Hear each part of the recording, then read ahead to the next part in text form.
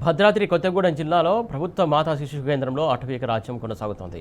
పురిటి నొప్పులతో వచ్చిన గర్భిణీలను కనీసం పట్టించుకోవడం లేదు. వైద్యం చేసి నిండు ప్రాణాలను కాపాడేసినటువంటి డాక్టర్లే యమకింకరుల కన్నా దారుణంగా వ్యవహరిస్తున్నారు. నెలలు నిండినటువంటి ఓ మహిళ ప్రసవన వేదనతో వస్తే వైద్యులు పట్టించుకోలేదు.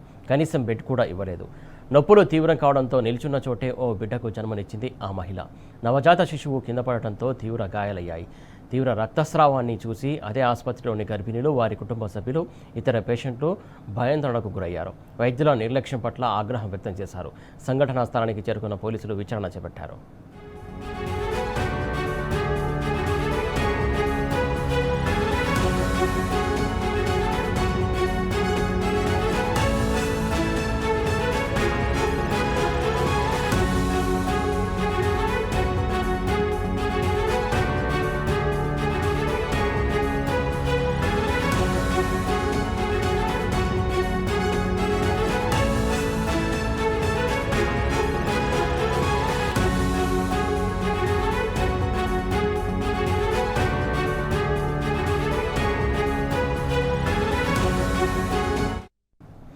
భద్రాద్రి కొత్తగూడెం జిల్లాలో ప్రభుత్వ మాతా శిశు కేంద్రంలో ఆటవీక రాజ్యం కొనసాగుతోంది.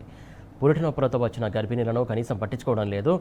వైద్యం చేసి నిండు ప్రాణాలను కాపాడాల్సినటువంటి డాక్టర్లే యమకింకరుల కన్నా దారుణంగా వ్యవహరిస్తున్నారు. నెలలు నిండిన ఓ మహిళ ప్రసవన వేదనతో వస్తే వైద్యులు పట్టించుకోలేదు. కనీసం బెడ్ కూడా ఇవ్వలేదు. నొప్పులు తీవ్రం కావడంతో నిలుచున్న చోటే ఓ బిడ్డకు జన్మనిచ్చింది ఆ మహిళ. నవజాత శిశువు కింద పడటంతో తీవ్ర గాయాలయ్యాయి. తీవ్ర రక్తస్రావాన్ని చూసి అదే ఆసుపత్రిలోని గర్భిణీలు, వారి కుటుంబ సభ్యులు, ఇతర పేషెంట్లు భయాందోళనకు గురయ్యారు. వైద్యుల నిర్లక్ష్యం పట్ల ఆగ్రహం వ్యక్తం చేశారు. సంఘటనా స్థలానికి చేరుకున్న పోలీసులు విచారణ చేపట్టారు.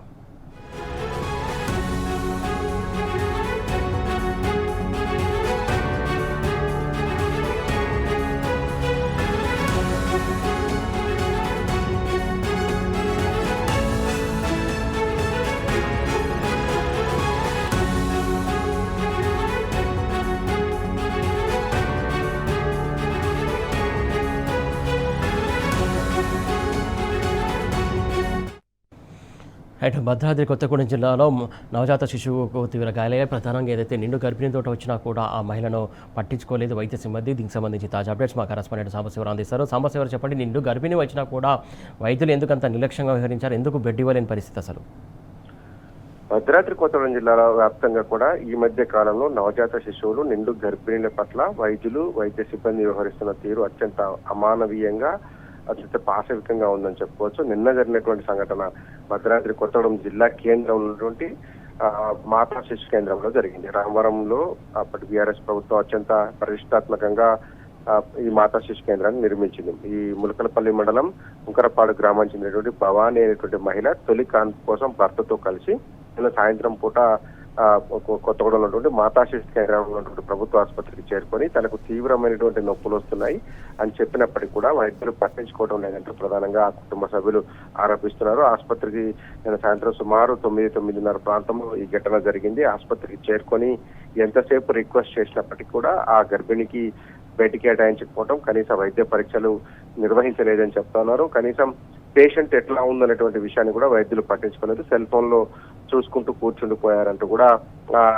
భవానీ ఎవరైతే గర్భిణీ స్త్రీ ఉందో ఆ గర్భిణీకి సంబంధించినటువంటి కుటుంబ సభ్యులు చెప్తున్నారు.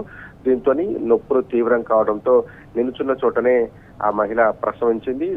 పైనుంచి పడిపోవడంతో బేబీకి, నవజాత శిశువుకు తలకు తీవ్ర గాయాలై రక్తస్రావం కూడా జరిగిందని చెప్పి భవానీ కుటుంబ సభ్యులు తెలియజేస్తున్నారు. తీవ్ర రక్తస్రావంతో ఉన్నటువంటి వార్డు అంతా కూడా రక్తస్రావం కావడంతో మిగతా బెడ్ల మీద ఉన్నటువంటి పేషెంట్స్ కావచ్చు, పేషెంట్ తాలూకు బంధువులు, అక్కడికి వచ్చినటువంటి ఇతర రోగులందరూ చూసి భయాందోళనకు గురయ్యారు. భయభ్రాంతులకు గురైనటువంటి నేపథ్యం ఉంది.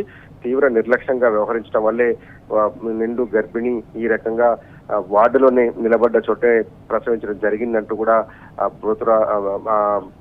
ప్రసవానికి గురైనటువంటి భవానీ కుటుంబ సభ్యులు ఆందోళన వ్యక్తం చేశారు. భవానీకి తక్షణం వైద్యం అందించలేదని, నవజాత శిశువుని కూడా దాదాపు 5-6 నిమిషాల పాటు కనీసం వైద్య సేవలు కూడా అందించలేదని, డెలివరీ జరిగిందని చెప్పిన తర్వాత కూడా అక్కడికి రాలేదు అంటూ కూడా భవానీ కుటుంబ సభ్యులు ఆరోపిస్తున్నారు.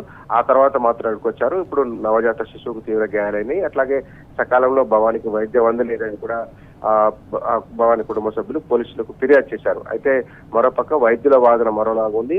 ఆశా వర్కర్ వీళ్ళని తీసుకొని వచ్చింది. కేవలం రక్తస్రావం జరుగుతుందని మాత్రమే చెప్పింది తప్ప నొప్పుల తీవ్రత ఉందని కానీ తమ దృష్టికి తీసుకురాలేదంటూ కూడా వైద్య సిబ్బంది చెప్పారు. అక్కడికి వచ్చినటువంటి పోలీసులు ఇరుపక్షాల దగ్గర కూడా సమాచారం సేకరించి జరిగినటువంటి ఘటన పైన సమగ్ర దర్యాప్తు చేసినటువంటి నేపథ్యం ఉంది. కానీ వైద్యులు వైద్య సిబ్బంది చెప్పినటువంటి నిర్లక్ష్యపు సమాధానాలు చూస్తే కనుక అత్యంత దుగుసాకరంగా ఉన్నాయి. ఒక ఆసుపత్రికి పురిటి నొప్పులతో వచ్చినటువంటి మహిళ ఏ క్షణానైనా డెలివరీ అయ్యేటువంటి అవకాశం ఉంటుంది. ఇమ్మీడియట్ గా రెస్పాండ్ అవ్వాలన్నటువంటి కామన్ సెన్స్ కూడా మర్చిపోయినట్టు కనిపిస్తుంది. సెల్ ఫోన్ చూస్తున్నారు, ఎంతసేపు బ్రతిమిలాడినా పిలిచినా పట్టించుకోలేదు.